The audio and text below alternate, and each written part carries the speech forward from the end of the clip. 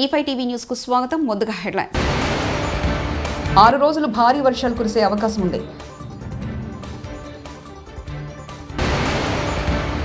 ప్రపంచ bulk drugs రాజధానిగా Hyderabad. CM Revanth Reddy.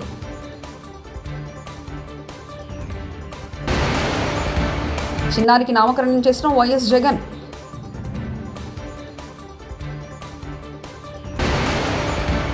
BC బిల్లులో ముస్లింలు కలవడాన్ని బీజేపీ వ్యతిరేకిస్తుంది. బండి సంజయ్. బంగాళాఖాతంలో కేంద్రీకృతమైన వాయుగుండం పడమటి గాలుల వేగ కారణంగా రాష్ట్రంలో మంగళవారం నుండి 6 రోజుల పాటు భారీగా వర్షాలు కురుస్తాయని వాతావరణ పరిశోధన కేంద్రం అధికారులు ప్రకటించారు. 16 నుంచి 17 వరకు చెన్నైతో సహా 6 జిల్లాల్లో కుండపోత వర్షాలు కురుస్తాయని హెచ్చరించారు. ఉత్తర బంగాళాఖాతంలో ఆదివారం సాయంత్రం ఏర్పడిన అల్పపీడనం ఉత్తర దిశగా కదులుతూ వాయు దిశగా పయనించి సోమవారం వేకువజామున 5:30 వాయుగుండంగా మారి బంగ్లాదేశ్ సమీపంలో కేంద్రీకృతమైంది. వైఎస్ఆర్సీపీ అధినేత మాజీ సీఎం వైఎస్ జగన్మోహన్ రెడ్డి చిన్నారికి నామకరణం చేశారు. తల్లిదండ్రుల అభిష్టం మేరకు కేవిన్ అని పేరు పెట్టారు. తమ కుమారుడికి నామకరణం చేయాలని గోపాలపురం నియోజకవర్గానికి చెందిన వైఎస్ఆర్సీపీ ఐటీ వింగ్ ప్రెసిడెంట్ కొండాబతుల గిరి జ్యోతి దంపతులు వైఎస్ జగన్ కోరారు. గిరి జ్యోతి దంపతుల కోరి మేరకు కేవిన్ అనే పేరు పెట్టి చిన్నారిని లాలించారు. తమ కుమారుడికి వైఎస్ జగన్ నామకరణం చేయడంపై గిరి దంపతులు హర్షం వ్యక్తం చేశారు. ప్రపంచ బల్క్ డ్రగ్స్ రాజధానిగా హైదరాబాద్ రూపుదిద్దుకుందని తెలంగాణ ముఖ్యమంత్రి రేవంత్ రెడ్డి వ్యాఖ్యానించారు. ఇవాళ ఐకార్ బయోలాజిక్స్ కొత్త యూనిట్ శంకుస్థాపన చేశారు. ఈ కార్యక్రమంలో ముఖ్యమంత్రి రేవంత్ రెడ్డి పాల్గొని మాట్లాడారు. దేశంలోనే 33% వ్యాక్సిన్, బల్క్ డ్రగ్స్లో 43% ఇక్కడి నుంచే ఉత్పత్తి అవుతున్నాయని నొక్కి చెప్పారు. కోవిడ్ సమయంలో జినోమ్ వ్యాలీ నుంచి ప్రపంచ దేశాలకు వ్యాక్సిన్ ఎగుమతి చేసిన ఘనత ఇక్కడి పారిశ్రామికవేత్తలని ఉద్ఘాటించారు సీఎం రేవంత్ రెడ్డి. అదే కాకుండా కోవిడ్ ప్రపంచాన్నే భయపెడుతున్న సందర్భంలో కోవిడ్ పేరు తలుసుకోవడానికే, కోవిడ్ వచ్చింది అని అంటే కుటుంబ సభ్యులు కూడా వాళ్ళని తాకడానికి, వాళ్ళని చూడడానికి భయపడుతున్న సందర్భంలో జినోమ్ వ్యాలీ నుంచే మనం వ్యాక్సిన్ను తయారు చేసి ప్రపంచ దేశాలకు, దాదాపుగా 100 దేశాలకు ఇక్కడి నుంచే మనం వ్యాక్సిన్ అందించినామంటే ఆ గొప్పతనం కూడా ఇక్కడి పారిశ్రామికవేత్తలది, ఇక్కడి పరిశ్రమలు ఉత్పత్తి చేసిన వ్యాక్సిన్ అని చెప్పి తెలంగాణ రాష్ట్ర ప్రభుత్వం గర్వంగా చెప్పుకుంటుంది. ఈరోజు తెలంగాణ రాష్ట్ర ప్రభుత్వం, పార్టీలు ప్రభుత్వాలు మారినా విధానాలు మారలేదు. దాదాపుగా 1994 నుంచి 10 సంవత్సరాలు టీడీపీ ఉన్నా, 10 సంవత్సరాలు కాంగ్రెస్ పార్టీ ఉన్నా, 10 సంవత్సరాలు బీఆర్ఎస్ ఉన్నా, ఇప్పుడు మేము అధికారంలోకి వచ్చిన పరిశ్రమల యొక్క పాలసీస్ విషయంలో కానీ, ఇన్సెంటివ్స్ విషయంలో కానీ, పరిశ్రమలకు అనుమతులు ఇచ్చే విషయంలో కానీ విధానపరమైన నిర్ణయాలలో మెరుగుపరుచుకుంటూనే ముందుకు వెళ్ళినాం తప్ప ఎక్కడ కూడా పరిశ్రమలకు ఇబ్బంది కలిగే విధంగా, పారిశ్రామిక విధానాన్ని ముందుకు తీసుకెళ్లే విధంగానే ప్రభుత్వాల నిర్ణయాలు ఉన్నాయి. ఇప్పుడు మా ప్రభుత్వం కూడా ఈ విధానాన్ని ఇంకా వేగంగా, మెరుగైన విధానాలను తీసుకొచ్చి ఈరోజు ఈ దేశంలో పెట్టుబడులను ముఖ్యంగా తెలంగాణ రాష్ట్రానికి ఆకర్షించాలనే ప్రయత్నం చేస్తున్నాం. నేను, మా మిత్రుడు శ్రీధర్ బాబు గారు ఈ 18 నెలల్లో దాదాపుగా 3,28,000 కోట్ల రూపాయల పెట్టుబడులు తెలంగాణ రాష్ట్రానికి ఆకర్షించి ఈరోజు డేటా సెంటర్స్కి హైదరాబాద్ ఈజ్ ద ప్లేస్. ఈరోజు జీసీస్కి దేశంలోనే మొట్టమొదటి స్థానం హైదరాబాద్ నగరానికి ఉంది. ఈ మధ్య బయోఫార్మసైడ్ కానీ ఇతర పరిశ్రమలను ఆకర్షించడంలో కూడా తెలంగాణ రాష్ట్ర ప్రభుత్వం. బీసీ బిల్లులో ముస్లింలు కలవడాన్ని బీజేపీ వ్యతిరేకిస్తుంది. బీసీ బిల్లులో ముస్లిం కమ్యూనిటీకి ఇచ్చే 10% తీసేస్తే బీసీ బిల్లు ఆమోదింపజేసే బాధ్యత మాది.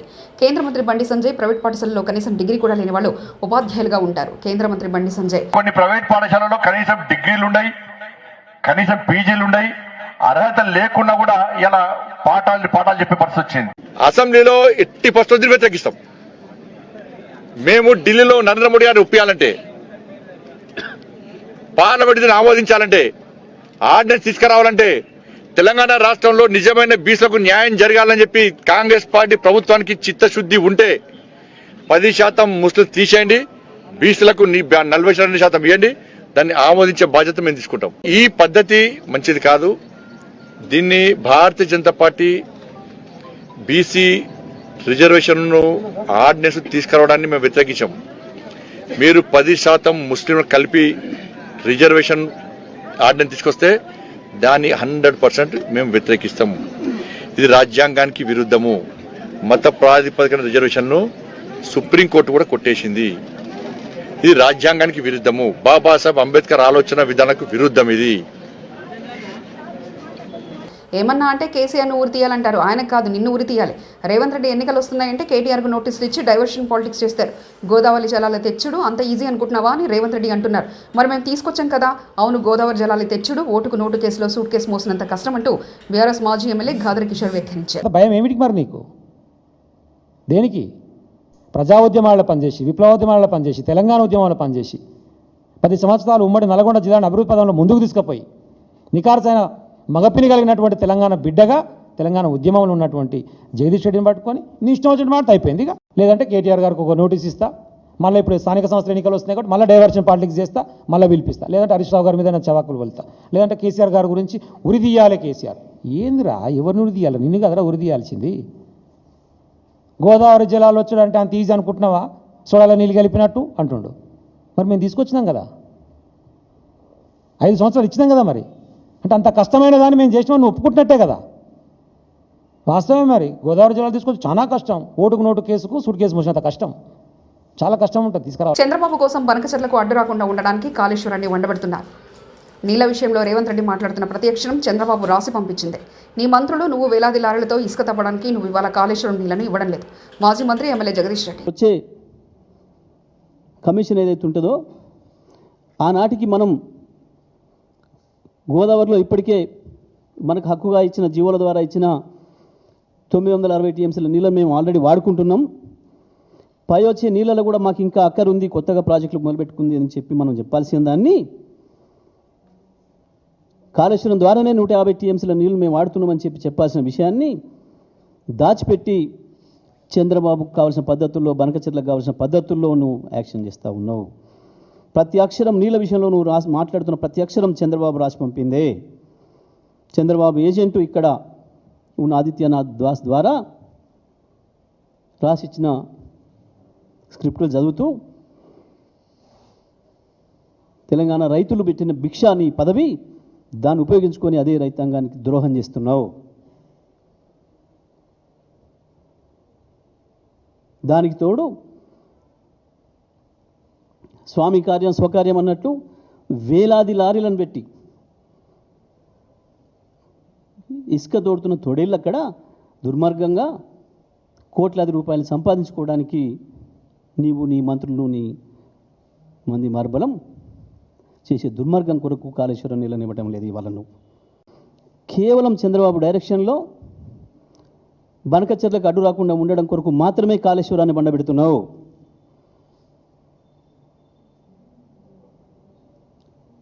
రేపొచ్చే కమిషన్ ఏదైతే ఉంటుందో ఆనాటికి మనం గోదావరిలో ఇప్పటికే మనకు హక్కుగా ఇచ్చిన జీవోల ద్వారా ఇచ్చిన 960 టీఎంసీల నీళ్ళని మేము ఆల్రెడీ వాడుకుంటున్నాం.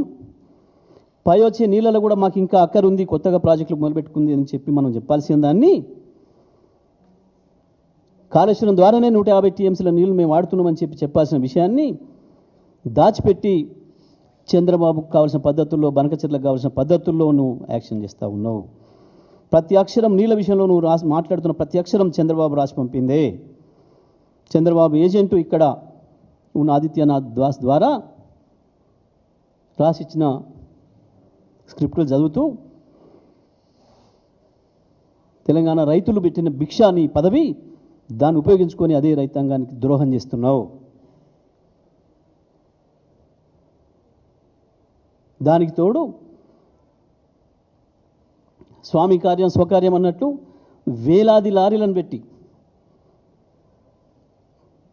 ఇసుక తోడుతున్న తొడేళ్ళు అక్కడ దుర్మార్గంగా కోట్లాది రూపాయలు సంపాదించుకోవడానికి నీవు, నీ మంత్రులు, నీ మంది మార్బలం చేసే దుర్మార్గం కొరకు కాళేశ్వరం నీళ్ళని ఇవ్వటం లేదు. ఇవాళ నువ్వు వైఎస్ఆర్సీపీ అధ్యక్షుడు మాజీ ముఖ్యమంత్రి వైఎస్ జగన్మోహన్ రెడ్డిని కరెడి గ్రామ రైతులు కలిశారు. చంద్రబాబు ప్రభుత్వం బలవంతంగా భూములు లాక్కోవాలని చూస్తుందంటూ ఫిర్యాదు చేశారు. పచ్చని పంట పొలాలను లాక్కుంటే తమ పరిస్థితి ఏంటంటూ ఆవేదన వ్యక్తం చేశారు. రైతులకు ధైర్యం చెప్పిన వైఎస్ జగన్ మీ పోరాటానికి అండగా ఉంటామంటూ భరోసా ఇచ్చారు. అవసరమైతే గ్రామానికి కూడా వస్తామని జగన్ చెప్పారు. వైఎస్ జగన్మోహన్ రెడ్డి కలవడం జరిగింది. రైతులందరూ మేమందరం కూడా వచ్చేసేసి వారు ఒకటే చెప్పారు, కరేడు గ్రామ పంచాయతీలో 1 ఎకరా కూడా అక్విజిషన్కి మేము ఒప్పుకోము. సంవత్సరానికి 2 పంటలు పండే భూమిని వాళ్ళకే ఇవ్వాలి. ఎక్కడైతే వేకెంట్ ల్యాండ్ ఎక్కువ ఉందో అక్కడ అక్విజిషన్ చేసి వాళ్ళకి వచ్చే విధంగా చేయాలి. కానీ ఈ విధంగా చాలా అన్యాయం. ఇది తీవ్రంగా చెప్పడం జరిగింది ముఖ్యమంత్రి గారు, మాజీ ముఖ్యమంత్రి గారు. ముఖ్యంగా ఎవరైతే ఇండో సోలార్ కంపెనీ ఉందో వాళ్ళకి ఆల్రెడీ మా హయాంలో మేము పొలం ఇవ్వడం జరిగింది. వాళ్ళ దగ్గర 500 కోట్ల డబ్బులు తీసుకొని రైతులకు ఇవ్వడం జరిగింది. అక్కడ అలాంటి చేసిన భూమిని అక్కడ ఇవ్వకుండా ఇక్కడ పంపించడం మరణం ఏదో మాకు అర్థం కావట్లేదు.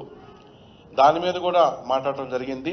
తప్పకుండా రాబోయే రోజుల్లో వైఎస్ఆర్ కాంగ్రెస్ పార్టీ అండగా ఉంటుంది రైతులకు కూడా అని చెప్పడం జరిగింది.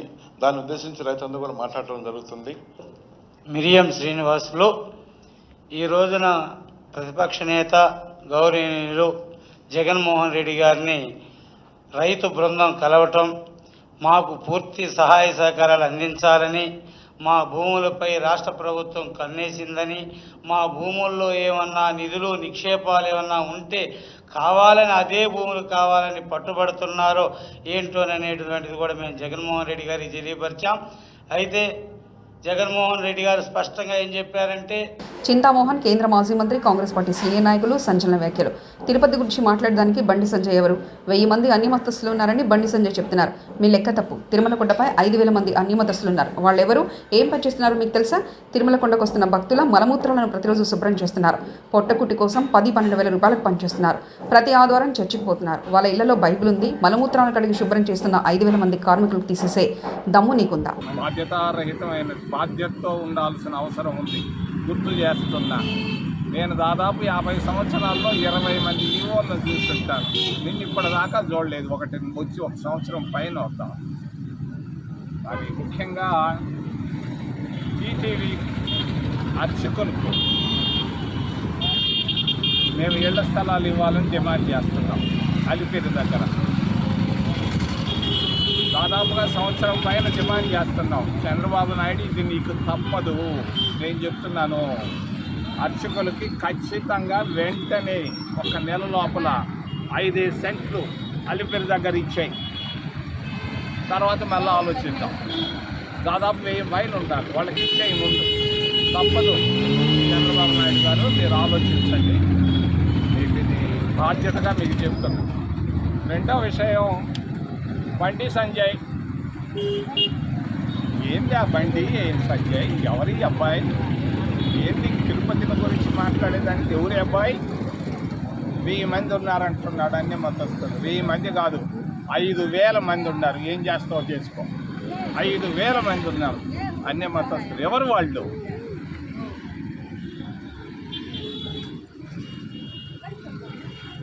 తుడిసేవాళ్ళు,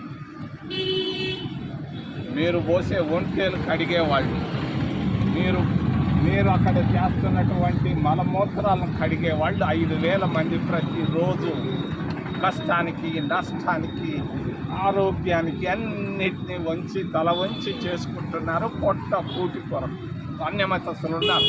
మా వాళ్ళు ఉన్నారు, నేను కాదంటాను. 5000 మంది ఉన్నారు. 10,000 రూపాయలు, 12,000 రూపాయలు పని చేస్తున్నారు. సాయంకాలం ఆదివారం చర్చికి పోతుంది. ఏం చేయగలవు? తెలంగాణ నుంచి తీసుకొస్తావా సంజయ్? ఏమైపోయిందా మీ భారతీయ జనతా పార్టీకి? ఏమి లేదా? వేరే మార్గమే, వేరే మాటలే లేవా? ఏమైపోతా ఉంది భారతీయ జనతా పార్టీ? నేను అడుగుతున్నాను, మోడీని అడుగుతున్నాను, అమిత్ షాని అడుగుతున్నాను. దమ్ముంటే జవాబు చెప్పండి. ఏంది ఇది? అన్ని మతాలు. 6 రోజులు భారీ వర్షాలు కురిసే అవకాశం ఉంది. ప్రపంచ బల్క్ డ్రగ్స్ రాజధానిగా హైదరాబాద్. సీఎం రేవంత్ రెడ్డి.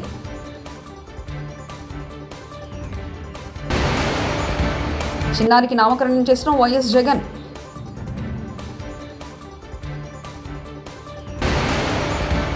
బీసీ బిల్లులో ముస్లింలు కలవడాన్ని బీజేపీ వ్యతిరేకిస్తుంది. బండి సంజయ్. ఇవి బులెటిన్ విశేషాలు. చూస్తూనే ఉండండి E5 టీవీ న్యూస్.